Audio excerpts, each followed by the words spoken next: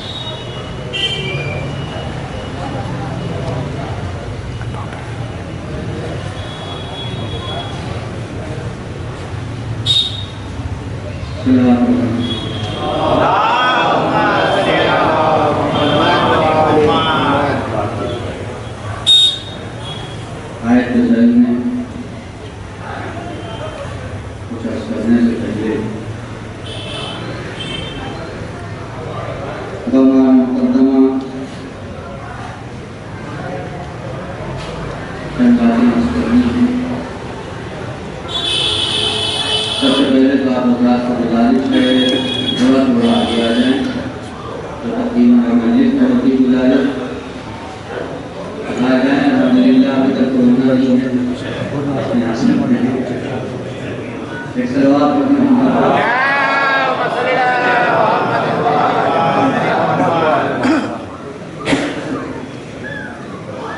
بچوں نے اپنے باپ کو یاد کیا. یہ مجالس، یہ ذکر مرحومین جتنا ان کے لیے مفید ہے اتنا ہی اس نسل کے لیے بھی ضروری ہے. انشاءاللہ کچھ میٹھی کڑوی گفتگو ہوگی، اس لیے کہ آج کا زمانہ ہی ایسا چل رہا ہے جہاں مجبوری ہے کہ اپنے گفتگو کو اس وقت پہ لے جایا جائے. عظیم ذمہ داری ہوتی ہے بچوں کے اوپر کہ وہ والدین کو یاد کریں. یقین جان لیجیے کہ کبھی بھی ترک والدین کے بعد ترقی نہیں ملتی. کبھی بھی والدین کو چھوڑ کے انسان ترقی نہیں کر سکتا.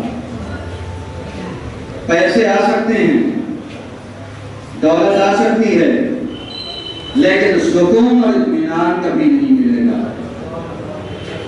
ہم نے نہ جانے کتنے بڑے بڑے لوگوں کے تذکرے سنے ہیں اور ہم انہی کی تعریفیں کرتے ہیں، جبکہ اگر بیک گراؤنڈ پہ دیکھیں تو اگر وہ عظیم ہوئے ہیں تو والدین کی دعاؤں سے عظیم ہوئے ہیں. اگر وہ عظیم بنے ہیں تو والدین کی دعاؤں سے عظیم بنے ہیں. ایک بڑا نام ہے، دنیاوی افراد جانتے ہیں، ایڈیسن کا. ایڈیسن سب نے نام سنا. ایڈیسن نے بہت سی چیزیں 8-9 ایجادات میں ایڈیسن کی. اس میں ایک بڑی ایجاد کا نام ہے بلب یا بجلی. بجلی تھی لیکن بلب نہیں تھا. بلب ایڈیسن نے بنایا ہے، تعریف ان کی ہو رہی ہے اس لیے کہ بجلی ہے تو، لیکن جب تک مظہرِ برد نہ آئے برد کا کوئی کمال ظاہر نہیں ہو سکتا. برد رہے گی، اگر برد نہ آئے تو برد دکھے گی کہاں، برد نظر آئے گی کہاں. اس کا مطلب آج کی دنیا بھی جانتی ہے کہ کمال ایڈیسن تھا کہ اس نے برد بنایا جس سے ساری بجلیاں ہمیں محسوس ہوئی، ہمیں دکھائی دینے لگی. پروردگار نے یہی تو کہا تھا، میں ایک چھپا ہوا خزانہ ہوں، میں چاہتا ہوں کہ پہچان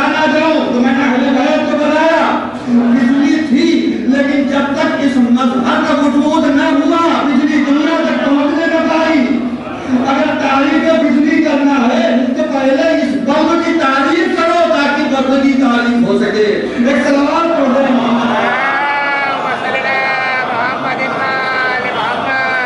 ایڈیسن نے بنایا بلب، ایڈیسن نے بنائی بجلی، اس بجلی کے بعد دنیا نے جتنی ترقیاں کی آج وہ کچھ بھی بجلی نہ ہو، یہ مائک بھی جو آگے دوری بات پہنچا رہا ہے جو بڑی محنت طلب کر رہا ہے اس سے، یہ مائک بھی نہ ہو، یہ روشنی بھی نہ ہو، یہ ساری چیزیں نہ ہو۔ آپ آج بیٹھ کے تصور کریں اگر بجلی ہم سے سلب ہو جائے، اگر یہ انرجی ہم سے چھین لی جائے، کیا بچے گا ہمارے پاس؟ کیا رہے گا ہمارے پاس؟ کچھ نہیں رہے گا۔ اس لیے کہ تصور جو سولر میں بھی آیا ہے کسی بجلی کی وجہ سے آیا، اگر وہ چھین لی جائے تو کچھ بچے گا نہیں۔ ساری دنیا ممنون کرم ہے ایڈیسن کی، ظاہری اعتبار سے سب تعریف کرتے ہیں ایڈیسن کی۔ جب ایڈیسن سے کسی نے کہا بہت بڑی ایجاد آپ نے کی، آپ نے بلب بنایا، کہ یہ نہ دیکھو ایڈیسن کتنا بڑا بنا ہے، بلکہ دیکھو بیک گراؤنڈ میں کیا تھا، دیکھو بیک گراؤنڈ میں کیا تھا۔ سوال ہوا ہے کیا ماجرا کیا ہے؟ ایڈیسن نے کہا میں چھوٹا بچہ تھا 3-4 سال کا، مجھے اسکول میں داخل کیا گیا، داخلہ ہو گیا میرا، میں وہاں پڑھ رہا تھا، ٹیچر نے 2 دن دیکھا، 4 دن دیکھا، سب سے بڑا بچہ یہی ہے۔ ایک دن ماں کو بلایا اور ماں کو بلانے کے بعد ہے اسے لے جاؤ، ہمارے بس کی بات نہیں ہے، ہم اسے نہیں پڑھا سکتے۔ ماں نے کہا محنت کرو، کہا نہیں ہم نہیں پڑھا سکتے، بالکل ہمارے علاقہ کی زبان میں نام ہے، بالکل بیکار ہی سب پڑھایا نہیں جا سکتا۔ ماں نے اس کے ہاتھ کو پکڑا اور لے گئی گھر، لے جانے کے بعد کہا تم نہیں پڑھا سکتے ہو، ہم پڑھائیں گے۔ اور ماں نے تعلیم دی۔ ایڈیسن کہتا ہے 9 سال کی عمر تک پہنچتے پہنچتے پورے شہر کی لائبریری کی ایک کتاب بھی نہیں تھی جو میں نے پڑھی نہ ہو، جس کا میں نے مطالعہ نہ کیا ہو۔ اور اس کے بعد ایڈیسن اتنا بڑا بنا، انصاف سے بتائیے اگر کچھ بنا ماں نہ ہوتی تو یہ ایڈیسن ہمارے سامنے نہ آتا۔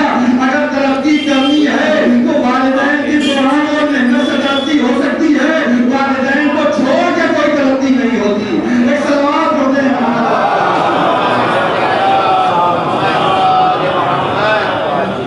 یہ ایک داستان جو کہ 2 مجلس سے ایک دوسری داستان میں کہہ رہا ہوں مقدمے میں ہوں، اس کا مطلب یہ نہیں ہے کہ جو مقدمہ بہت گزاری ہوگا، بالکل مطمئن رہیے، میری مجلسیں آپ حضرات سنتے رہتے کتنی دیر ہو سکتی ہے وہ بھی بہتر جانتے ہیں۔ یہ تھا دنیاوی معاملہ۔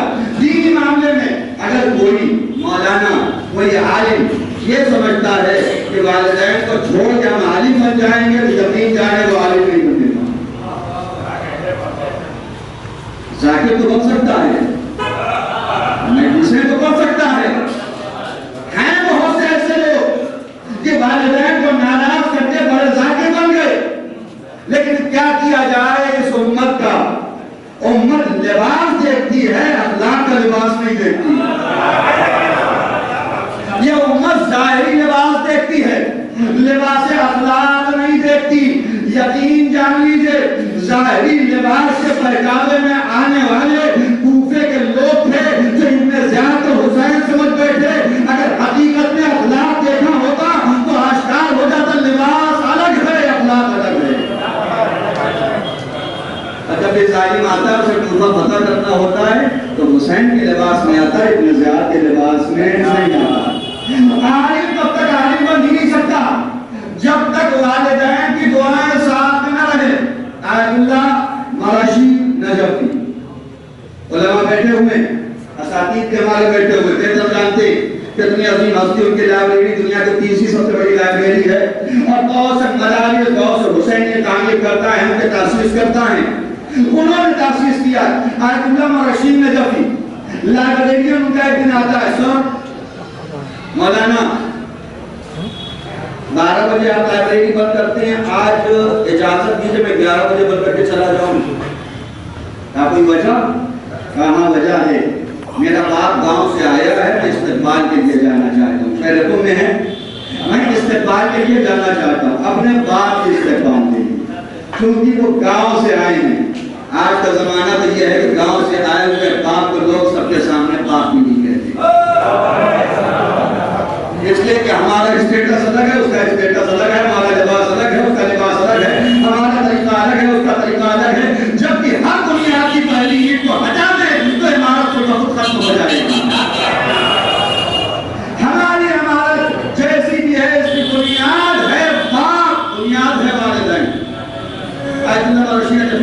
पी के जाना चाहे तो 11 बजे क्या, अगर कुछ 10 बजे भी कहते बोलते कि शादी बंद करने को कहते, मैं कहता चला जाओ, लेकिन जाने से पहले मुझसे सुन लो एक दास्तान, क्योंकि बाप का मसला है। मुझे आज सब कहते हैं ना आयतुल्ला बरशी आयतुल्ला बरशी आयतुल्ला बरशी, तुम जो समझ रहे हो मैंने बहुत मेहनत की, मैंने बहुत पढ़ा, मैंने तालीम हासिल की, तालीम अपनी जगह, लेकिन एक दो आए पकड़ी अपनी जगह, तालीम अपनी जगह लेकिन बाप की एक दो अपनी जगह। क्या माजरा है? आयतुल्ला बरशी नबी कहते हैं एक दिन था मेरी माँ ने कहा जाओ अपने बाप को बुला लाओ, खाने का वक्त हो गया, ये पानी लो ले जाकर उन्हें दे दो। मैं पानी लेके चला, मैं पहुंचा, मैंने देखा मेरा बाप सो रहा, माँ कह रही है बाप को बुलाओ, अगर न बुलाए तो माँ को जियत, अगर उठाए तो बाप को जियत। फंस गए वालिदैन, एक तरफ माँ एक तरफ बाप करे तो क्या करे? शरीयत कहती है बाप को अजियत न दो, शरीयत कहती है माँ ने कहा पानी पिलाओ तो पानी पिलाओ। अब करें क्या? आयतुल्ला बरशी ने जब भी कहते मुझे कुछ समझ में नहीं आया, क्या तरीका करूं जिससे बाप नाराज भी ना हो भी जाए। एक मरतबा मैंने अपने गाल को बाप के पैर के तलवे से मस करना शुरू किया, देर तक रगड़ता रहा, यहाँ तक कि मेरे बाप की आंख खुली, मेरी तरफ देखा बेटे क्या है? मेरा कुछ नहीं है। माँ ने कहा था पानी पिला दे, आप सो रहे थे, मैंने मुनासिब न जाना आवाज देकर उठाया, मुझे यही तरीका बेहतर लगा था। मेरे बाप ने मतलब मुझे सीने से लगाया और सीने से लगा के कहा परवरदिगार तुम्हें शोराए आफाक आलिम करार दे, शोरा आफाक आलिम करार दे। आज मैं कुछ भी हूँ तो अपने वालिद की उस दुआ की वजह से हूँ। एक कायनात वालों, अगर तरक्की करना है तो इन्हीं के कदम से तरक्की के रास्ते निकलते हैं, इन्हें छोड़ के कोई तरक्की मिलने वाली नहीं है। एक सलावत पढ़ दो।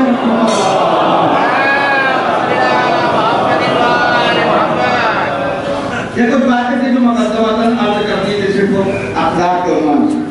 जिन आयात मैंने तिलावत की परवरदिगार आला कुरान करीम की इब्तिदाई आयात, और जहाँ लफ्ज़ कुरान आता है इसी मस्जिद की पिछली मस्जिद को मैंने पढ़ी थी खुद कुरान के ऊपर, जहाँ लफ्ज़ कुरान आता है अभी इंशाअल्लाह आगे चल के बातें होंगी। ये कुरान है किस लिए और हमने इसे बनाया क्या? ये कुरान किस लिए नाज़िल हुआ और हमने इसे करार क्या दिया? खुद कुरान। हमने कितने ऐसे लोग हैं, मैं बाकायदा जुमला दोहराता हूँ कि अगर नमाज न पढ़नी हो तो दिन भर एक आयत की तिलावत भी नहीं करनी। अपने दिल से खुद सवाल करें, खुद से पूछें कि क्या वाकई है हम रोजाना एक आयत की तिलावत भी करते हैं? नहीं करते।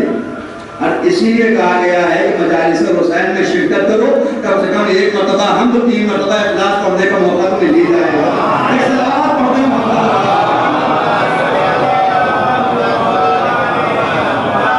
हम कुरान से बहुत जब किसी से कहते फायदा क्या, तो समझ में तो आता नहीं है, और पढ़ते रहे वैसे ही पढ़ते रहे, जब समझ में नहीं आता तो फायदा क्या है? देखें, समझ से पढ़ने का फायदा अलग है, लेकिन ऐसा भी नहीं है जिससे वो पढ़े और समझे नहीं तो कोई फायदा नहीं।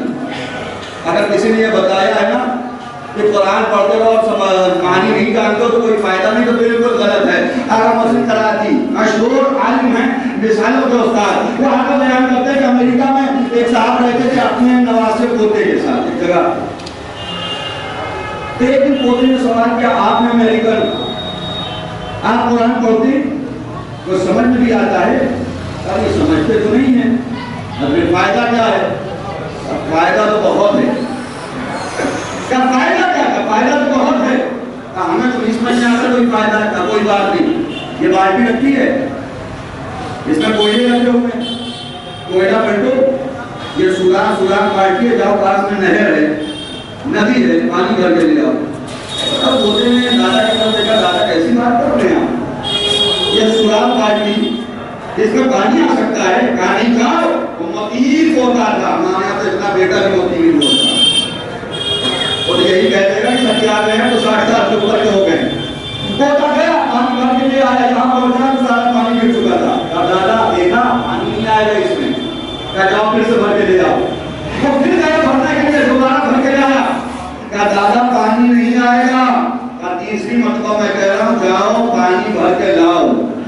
گیا، دریا سے پانی بھرا، سورج کے ساتھ آیا، یہاں پہنچتے پہنچتے پانی ختم ہو گیا۔ دادا میں پھر کہہ رہا ہوں اس کے اندر پانی نہیں آ سکتا۔ کیا پانی آیا؟ نہیں آیا۔ کیا پانی نہیں آیا، لیکن غور سے بالٹی کی طرف دیکھو، غور سے بالٹی کی طرف دیکھو۔ اب جو پوتے نے دیکھا پانی تو نہیں آیا، لیکن کوئلے کی سیاہی اور کثافت کم سے کم صاف ہو گئی۔ دنیا اور شریعت یہی کہہ رہی ہے، قرآن پڑھتے پڑھتے اگر سمجھ میں بھی کچھ نہ آئے گا تو کم سے کم حسد اور تکبر کی وہ سیاہی تمہارے دل سے دور ہو جائے گی۔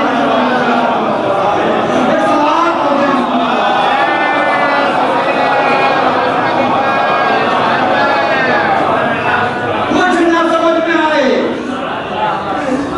پڑھتے پڑھتے تو سیاہی دور ہوتی، وہاں تو کانوں میں روئی لگائے ہوئے سے تو سن لیتے تھے تو بدل جاتے تھے۔ یہاں تو کم سے کم انسان پڑھ رہا ہے، سیاہی دور ہوگی۔ آؤ قرآن کو قرآن سمجھا جائے۔ شریعت کہہ رہی ہے قرآن کے لقد افلح المؤمنون، کامیاب ہیں مومن افراد۔ لفظ مومن کے برابر مجلس نے آپ نے سنی، اور انشاءاللہ نئے نئے پہ گفتگو کروں گا۔ میں اپنے موضوع کی طرف تیزی سے آگے بڑھ رہا ہوں۔ الذین هم فی صلاتہم خاشعون، وہ مومن جو نماز میں خشوع رکھتے ہیں۔ والذین هم عن اللغو معرضون، مومن کون ہے جو نجات پائے گا؟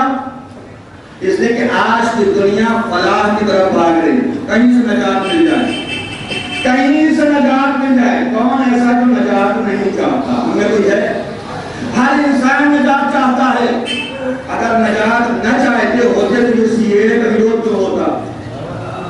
ظالم سے نجات، ظلم والوں سے نجات، ظالم حاکم سے نجات، ایسی حکومت سے نجات، ہم نجات ہی کے پیچھے ہو جا رہے ہیں۔ قرآن کہہ رہا نجات ملے گی، مومنین کو ملے گی، لیکن سب کو نہیں۔ جو نماز میں خشوع رکھتے ہیں، پہلی شرط، اگر نماز پڑھتے ہی نہیں ہو، یہاں تو نماز کی بھی گفتگو نہیں کہ نماز پڑھنے والا، نماز میں خشوع رکھتا نہیں پڑھتے ہو، پوری ویسے آپ سنتے رہتے۔ والذین هم عن اللغو معرضون، وہ مومن جو لغویات سے پرہیز کرتے ہیں۔ اور آج میرا موضوع یہی ہے، لغو سے پرہیز، لغویات سے پرہیز۔ ماہ رجب چل رہا، ہو سکتا ہے باتیں کچھ کو اچھی لگے، کچھ کو اچھی نہ لگے۔ جنہیں اچھی لگے وہ دعائیں دیں گے، جنہیں اچھی نہ لگے وہ اور دعائیں دیں گے، اس لیے کہ وہ مفید ہے۔ بہت سے بات کرتے ہیں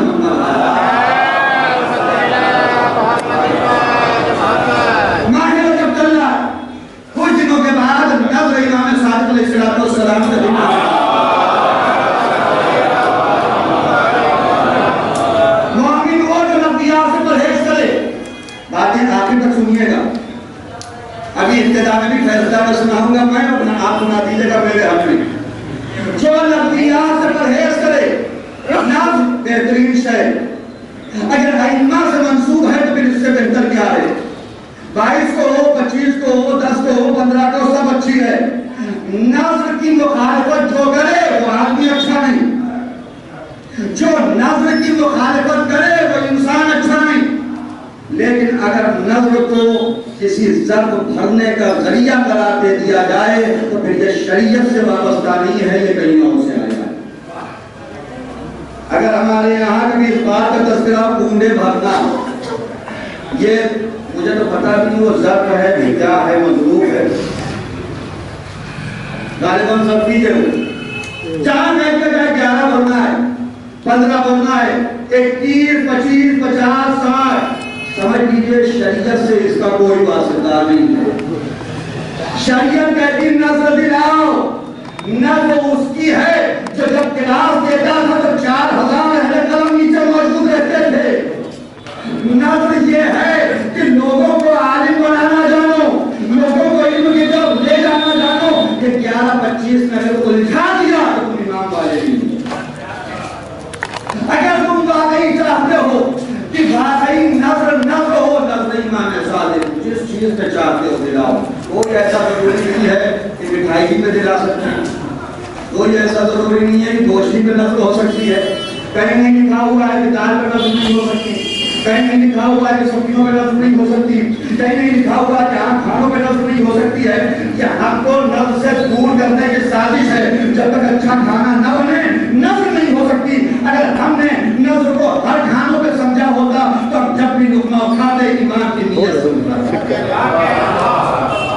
ہم اپنے روز کے کھانے کو نظر کر سکتے تھے، ہم روز کے کھانے کو ہدیہ کر سکتے تھے. یقین جاننے اسے لفظ کمرہ سے اگر شریعت کے عنوان سے تعبیر کر رہے ہیں تو صحیح نہیں ہے.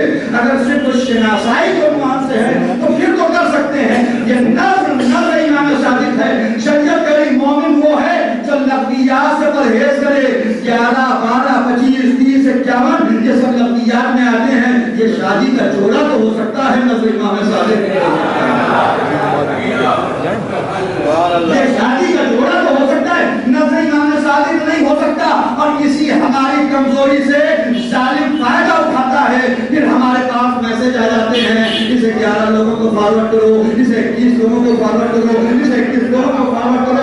یہ ہمارے عقیدے کا کھلواڑ بنایا جا رہا ہے. جہاں ایسے میسج آئے سمجھ لینا اس کا شریعت سے کوئی واسطہ نہیں، اس کا دین سے کوئی واسطہ نہیں ہے. ہمیں بلجھایا گیا ہے والذین هم عن اللغو معرضون. مومن وہی ہے جو لفظیات سے پرہیز کرے. برابر سے نہیں ہے لفظیات. آیت اللہ سیستانی 2 دن سے حرم میں موجود ہیں اور 2 دن رہنے کے بعد انہوں نے کہا ہے کہ 11 مرتبہ کی تلاوت کریں. آیت اللہ سیستانی کو بھی خبر نہیں ہے کہ ہم نے کہا ہے. اور صرف یہ واقعی ہنسنے کی گفتگو بھی نہیں ہے، ہم فارورڈ بھی کر دیتے. یقین نہیں ہوتا پھر بھی فارورڈ کر دیتے. اتنا جان لے ہمارے فارورڈ کرنے کے بعد جتنی جگہ آگے بڑھے گا اگر ہم کر رہے ہیں تو اس میں کچھ نہ کچھ سہمیہ ہمیں بھی ملے گا. اچھا سہمیہ نہیں، کچھ نہ کچھ برا سہمیہ ہمیں بھی ملے گا. آیت اللہ سیستانی وہاں جائیں گے اور جانے کے بعد ہمیں دیکھ لیں گے وہ بھی واٹس ایپ کے تھرو جتنے میسج آ رہے ہیں. آیت اللہ سیستانی کے دفتر کا خود کہنا وہ ہے جو لفظیات سے پرہیز کرے. مومن وہ ہے جو لفظیات سے دور ہو جائے. قرآن تمہارے لیے آیا تھا تاکہ تم ہدایت حاصل کرو اور تم نے قرآن کو کیا بنایا. کتنے لوگوں نے بائبل ڈھونڈے تھے، کتنے لوگوں نے تلاش کیے، کتنے لوگ ایسے جن کو یقین نہیں تھا لیکن عقیدے کی کمزوری کی وجہ سے ڈر اتنا تھا کہ تلاش کرنے میں مجبور ہو گئے. ڈر اتنا تھا. شریعت یعنی مضبوط بنو. خود کربلا کے اصحاب کے بارے میں بھی ہے اور امام عصر کے اصحاب کے بارے میں بھی ہے کہ ان کے دل لوہوں سے زیادہ سخت ہوں گے. اس لیے کہ لوہا آگ میں ڈال دو تو پگھل جائے گا لیکن مومن کو آگ میں ڈال دو تب بھی وہ پگھلے گا نہیں، اپنے ایمان پر ثابت قدم اور استوار رہے گا. ہمارے عقیدے پر کمزور آج تک پہلی مرتبہ نہیں ہوا. اپنی لائف میں میں خود تیسری یا چوتھی مرتبہ یہ بات والا سن رہا ہوں. بہت چھوٹا تھا تب یہ میسج آیا تھا کہ امام زمانہ نے بہت دل کیا قرآن میں بات تلاش کرو. آج ہفتے 10 دن ہو گئے روزانہ 8-10 افراد کے جواب ابھی بھی دینے پڑتے ہیں اسی سلسلے میں. اب پھر وہ ایک کلپ بھیج دیا کہ فلاں مولانا صاحب کہہ رہے ہیں. میں پھر کہہ رہا ہوں ہر مجلس میں چاہیے لیکن اپنے اندر ایک فلٹر آن رکھیے. ہر مجلس میں چاہیے لیکن اپنے اندر ایک فلٹر آن رکھیے. اس لیے کہ جب تک فلٹر آن نہ ہوگا کیسی بھی چیزیں آپ کے حوالے کر دیں گی سب آپ لے لیں. یہ ایک فلٹر آن ہے جہاں پہ آگے اگر کچرا پھنس جائے تو آگے آنے والے عالم سے سوال کرو یہ رکا تو کیوں رکا. یہ بات ہمیں سمجھ میں نہیں آئی، یہ بات ہم سمجھ نہیں پائے. آج بھی کتنے لوگ ہیں جو ابھی اسی عقیدے کو استوار ہیں. کوئی بھی کہے کسی کا کہنا مستند نہیں ہوتا ہے. صرف ایک ذات ہے جس کے لیے کہا گیا کہ وہ جدھر جدھر جائے گا ہاتھ ادھر ادھر جائے گا، ہاتھ ادھر ادھر جائے گا جدھر کدھر وہ جائے گا. میں بھی اگر کچھ کہتا ہوں اپنے فلٹر کو آن رکھیے. معصوم نہیں ہو، کوئی سمجھتا ہے کوئی ذاکر آگے ببانگے تو حل ہے جتنا پڑھ رہا ہوں 100% صحیح ہے، 100% اپنے اعتبار سے صحیح پڑھتا ہوں، لیکن ہو سکتا ہے کہ اشتباہ ہو جائے، ہو سکتا ہے کہ غلطی ہو جائے، لیکن اپنے ایک فلٹر کو عام رکھ کے کہا غلطی ہو مجلس کے بعد مجھ سے سوال کریں، کیا غلطی ہو جس عالم کو آپ مانتے ہیں اس سے سوال کریں، یہ قال ہے کیا؟ قراری میں دو چار پوائنٹ میں نے کہا کہ آج کو مجلس سے کسو مانتے ہیں، دو چار پوائنٹ سے بات کے حوالے کر رہا ہوں، جو لوگ مانتے بھی ہیں وہ بھی برے نہیں ہیں، کیونکہ بچپن سے ایسا عقیدہ بنا دیا گیا ہے کہ ڈرتے برے نہیں ہیں، وہ بھی محبت میں آگے بڑھ رہے ہیں، وہ بھی محبت میں آگے جا رہے ہیں، وہ برے نہیں ہیں، آپ ان کا مذاق بھی نہ اڑائیے، ان کی ہدایت بھی انہیں سمجھائیے۔ کراچی میں ایک محترمہ نے مجھے فوٹو بھیج کے بھیجا اور کہا سے اپنی یہاں تو کالے باغ میں میرے یہاں تو سنہرا نکلا ہے۔ میں نے پھر سرچ کرنا شروع کیا، دنیا میں یورپ میں تقریباً ہر جگہ پہ ہمارے انڈین اور پاکستانی موجود ہیں، باقاعدہ امام بارگاہ بھی ہیں اور باقاعدہ ان کے عقیدے بھی وہاں کے رہنے والوں سے الگ ہی ہیں، وہ دور سے سمجھ میں آ جاتا ہے۔ سرچ کرنے پہ جو نتیجہ آیا، روس والے کہہ رہے کہ نہیں بال سفید نکل رہا ہے، جرمنی والے کہہ رہے براؤن نکل رہا ہے، اسپین والے کہہ رہے کالا نکل رہا ہے، یورپ والے کہہ رہے ہیں نہیں بالکل جو ہے سفید اور لال کے درمیان ایک نیا کلر ہے۔ کمال ہے ان سارے بالوں کا، ہر جگہ جس قوم میں پہنچا الگ نکلا، وجہ کیا ہے؟ کسی ایک ذات کے بال الگ الگ نہیں ہوتے، وجہ یہ ہے کہ جس ملک کے رہنے والے کے بال کا کلر جیسا ہوا قرآن میں نکلے گا تو اسی کلر کا نکلے گا۔ اس لیے کہ جب بھی ہم تلاوت کرتے ہیں کہیں نہ کہیں سے بال گرے گا ہی، اور اس میں بھی بہت سے قرآن میں جب نہیں نکلا تو ان کو بس سیدھا کہہ دیا گیا تم مومن نہیں ہو، بیچارے اسی ڈر کے بتائے کہاں صلوات ہوتے محمد۔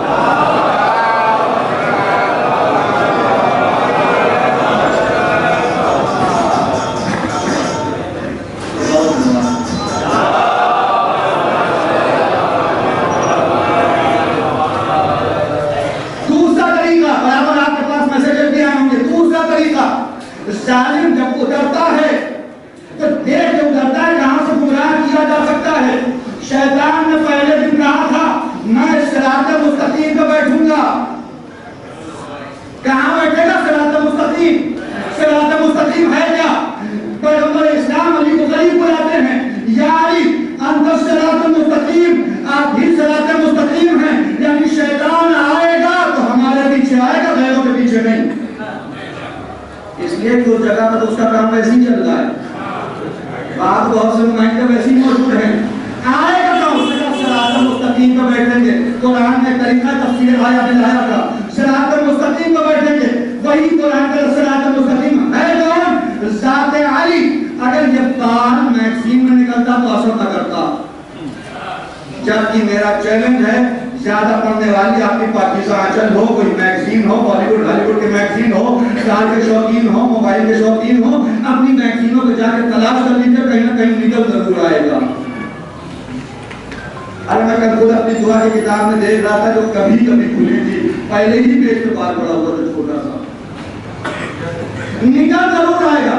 ظالم نے اس کے لیے طریقہ اور راستہ ڈھونڈا، اگر کہیں گے سورہ ناس میں نکلے گا تو ہو سکتا ہے اس پیج میں نہ ہو، سورہ فلق میں نکلے گا ہو سکتا ہے اس پیج میں نہ ہو، اس لیے کہ ایک ایک صفحے کے سورے ہیں، ایک ایک پیج کے سورے ہیں، ایک ایک لائن چار لائن کے سورے ہیں، ہو سکتا ہے اس پیج میں نہ ملے تو کہو اتنا لمبا کہ 2.5 پارے کا سورہ ہو، جب 2.5 پارہ رہے گا تو کہیں نہ کہیں مل جائے گا۔ کیا کہا؟ سورہ بقرہ میں ملے گا، سب سے لمبا سورہ 2.5 پارے کا ہے۔ اور انسان بہت سے ایسے ہوتے ہیں جو ماہ مبارک رمضان کے ابتدائی دنوں میں جوش میں قرآن شروع کرتے تو ہیں لیکن 2-4 دن کے بعد ختم کر دیتے ہیں، تو بقرہ تو کم سے کم پڑھتے ہی ہیں، اس صلوات پڑھتے ہیں محمد والذین هم عن اللغو معرضون۔ یہ ساری لفظیات جس سے پرہیز کرو۔ ایک صاحب نے کہا آیا ہے مولانا، میں نے کہا جہاں پاک ملا ہے تو اسی کے بغل میں لکھا ہوا ہے اقیموا الصلاۃ، نماز قائم کرو۔ آج تک کبھی بھی یہ میسج مرجع کے تھرو نہیں آیا کہ خواب دیکھا ہو 11 لوگوں کو فارورڈ کرو کہ اپنی بندگانہ نماز پڑھنے لگو، آیا کسی کے پاس؟ نہیں آیا نا، اس لیے کہ ہم بھی بالکل شارٹ کٹ چھوٹا موٹا طریقہ ہو پہنچ جائیں بالکل اعلیٰ علیین میں، بالکل ابرار کے ساتھ ہم مشہور ہو جائیں۔ کہیں کوئی میسج نہیں آیا، وہیں پہ لکھا ہوا اقیموا الصلاۃ، لغویات سے پرہیز کرو، اصل پیغام جو ہے اسے پڑھو۔ آئیے تاریخ کے صفحات کو پڑھ لیں۔ پیغمبر اسلام کا بھی بچپن ہے، قریش کے درمیان بہت سی خرافات، بہت سی جاہلیت، ایک دو جاہلیت نہیں، جو ہم کہتے ہیں نا زمانے جاہلیت، زمانے جاہلیت وہی ہے جہاں خرافات کو ترجیح دی جاتی ہے۔ یہ کوئی ایک شہر نہیں ہے، ایک زمانہ نہیں ہے، ایک عصر نہیں ہے، جہاں جہاں خرافات کو ترجیح دی جاتی رہے یہ جاہلیت والے لوگ ہوں گے۔ اس زمانے کی جو خرافات ہیں، بہت سی چیزیں ہمارے یہاں بھی ہیں، اس لیے میں آیا ہوں اس ٹاپک کی طرف۔ اب میں جانتا ہوں ہو سکتا ہے برا لگے لیکن پھر تو آئے دیجیے گا۔ اس زمانے کی ایک جاہلیت، لوگ جب اپنے گھر سے سفر کے لیے جاتے تھے تو 2 درخت کی شاخ کے پتے پکڑ کے انہیں گرہ باندھ دیتے تھے، اور جب چلے گئے سفر پہ اگر واپسی پہ یہ گرہ کھلی ہے تو اس کا مطلب اس کی زوجہ نے کچھ غلط کام کیا، اور اگر واپس آنے کے بعد یہ گرہ ویسے ہی بندھی رہی تو اس کا مطلب یہ پاک و پاکیزہ ہے۔ عجیب احمد لوگ تھے، جو غلط کام کر سکتی ہے گرہ میں دوبارہ باندھ سکتی ہے، اس سے پریشانی کیا ہے؟ وہ دوبارہ باندھ سکتی۔ گرہ باندھنا کہاں سے آیا؟ جاہلیت کے زمانے سے۔ آج چلے جائیے آپ بڑے بڑے تالے باندھ دیتے ہیں، ہمارے یہاں بھی ہیں، ایک روایت، ایک حدیث، ایک سنت، ایک سیرہ متشرعہ، سیرہ علماء، کوئی بتا دیں ذریعہ امام حسین، وہاں پہ جا کے تالا لگا دیا، اور بیچارے کو اگر کچھ کام بھی کرنا ہو کہ تالا ایسا لگا ہوا ہے وہ کھلے گا بھی نہیں، اور کہاں سے آیا میں نہیں جانتا ہوں۔ اگربتی میں جو رائفرز ہوتے ہیں انہی سے گرہ باندھ دیتے ہیں، مانگ رہے ہیں کروڑوں خرچ کر رہے ہیں 1 روپے کا رائفر، مانگ رہے ہیں کروڑوں خرچ کر رہے ہیں مختصر اور تو میں نے دریاباد کے مجلس بھی کہا تھا چلے جائے، اب مجھے معلوم نہیں ہے، میں نے غور نہیں کیا پچھلے کچھ مہینوں سے، ورنہ درگاہ ہے حضرت ابوالفضل عباس میں بھی دیواروں پہ لکھا رہتا تھا مولا رول نمبر یہ ہے، مولا یہ رول نمبر ہے، پاس کر دیجئے، مولا یہ نام ہے، کہیں سے معاملہ حل کر دیں۔ اس کا مطلب مولا پہ ہمیں اتنا بھی عقیدہ نہیں ہے کہ ہمارے دل کی بات جانتی ہے۔ جس معاشرے میں ہو وہ جاہلیت والا ہے، جس معاشرے میں ہو وہ عرب والا ہے، اسی عرب کا ایک اور طریقہ ہے، جہاں کو ساری خرافات بیان کر لیں تو ہم پرانی گفتگو ہو جائے گی۔ ایک اور طریقہ تھا، بارش اگر نہیں ہوتی تھی لوگ آگ جلاتے تھے، آگ جلانے کے بعد بہت سی جگہ کا طریقہ یہ تھا گائے کے پونچھ میں آگ لگا دیتے اور اسے لے جاتے پہاڑ پہ چھوڑ دیتے، جتنا کھینچے گی اتنا اندر دیوتا اور خوش ہوں گے۔ یہ اندر دیوتا وہ نہیں کہتے تھے یہ لفظ میرا ہے، وہ جو بھی کہتے ہو، اللہ اور خوش ہوگا، بارش نازل ہوگی۔ یہاں تک لایا جو جاہلیت والے وہ تھے کہ اگر بارش نازل نہ ہو تو گائے کا سہارا لے، گائے کے پونچھ میں آگ لگائیں، لیکن اسی جاہلیت میں رہنے والا ایک مومن اہل قریش کے لوگ آئے، اے ابو طالب بارش نہیں ہو رہی ہے، ابو طالب نے کوئی آگ نہیں جلائی، کوئی خرافات نہیں کی، محمد کو اپنے ہاتھوں پہ لیا، رام خدا کے قریب آئے، رام خدا سے نہ دیا، اے پروردگار تجھے محمد کا واسطہ ہے بارش نازل نہ ہو، اے سوال کرتے رہا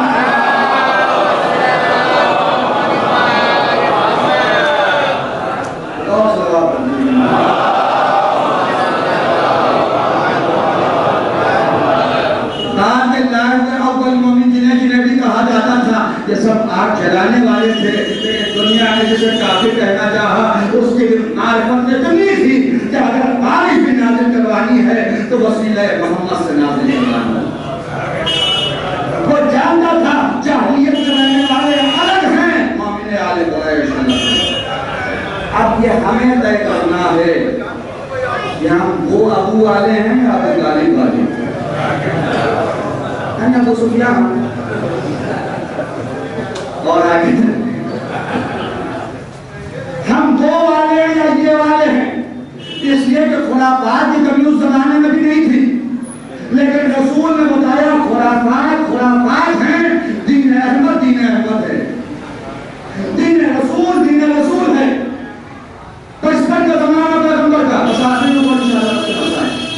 بچپن کا زمانہ پیغمبر کا پرورش ہو رہی ہے حلیمہ سعدیہ کے یہاں۔ رسول کہتے ہیں اے دائی حلیمہ روز آپ کے بچے جاتے ہیں یہ سارے گلے کو لے کے اور بھیڑ بکری لے کے چلے جاتے ہیں صحرا کی طرف، میں بھی جانا چاہتا ہوں۔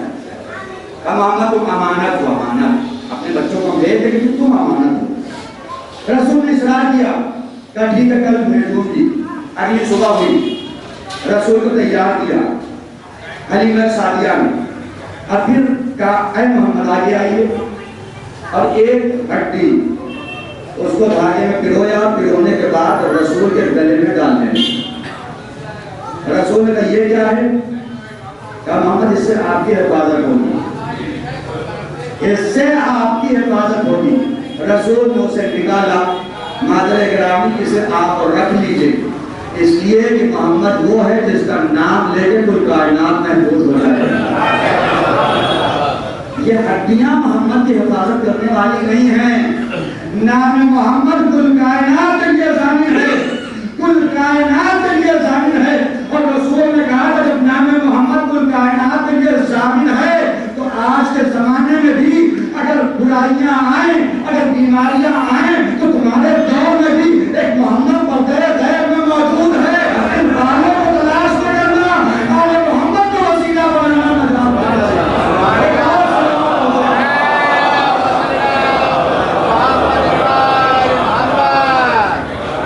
بیماریاں آئیں، پریشانیاں آئیں، ہم کب اٹھے رات کی تاریکی میں اٹھ کے اپنی امام سے مناجات کریں، مولا ہم خطاکار ہیں، مولا گناہگار ہیں۔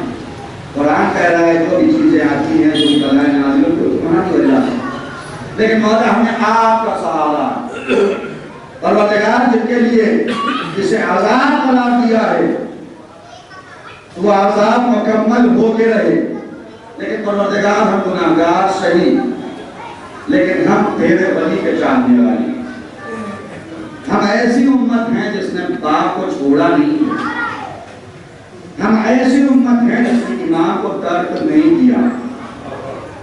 مولا ہم آپ کی خدمت میں ہیں، آپ کے بھروسے مولا تمام چاہنے والوں سے بیماری کو دور کر دیں، اور جو دشمنان اہل بیت ہیں یہ بیماری کیا خطرے چلی بیماری نہ ہو۔ ہم نے کبھی معصومیت کو چھوڑا نہیں، ہمارے پاس اثاثہ ہی کیا، ایک اثاثہ محبت اہل بیت، ورنہ امت نے تو اہل بیت کو ترک کر دیا، امت نے تو اہل بیت کو چھوڑ دیا۔ چوتھے ایمان کو جملہ کہ پروردگار قرآن کریم میں کہتا ہے کہ ہم قرابتدار کی مدد کرتے ہیں، اگر اس کے مقابلے میں پروردگار نے کہا ہوتا کہ اہل بیت پہ ظلم کرو، کبھی یہ امت اتنا ظلم نہیں کر سکتی تھی جتنا محبت طلب کرنے کے بعد کیا۔